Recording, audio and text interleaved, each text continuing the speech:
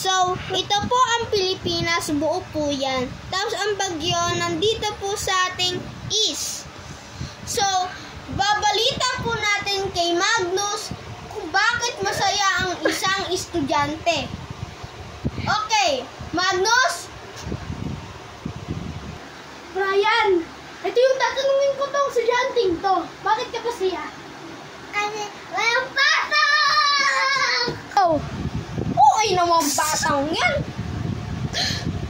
So, ito pala, for today, panoorin po natin hanggang Saturday. Ito, panoorin nyo.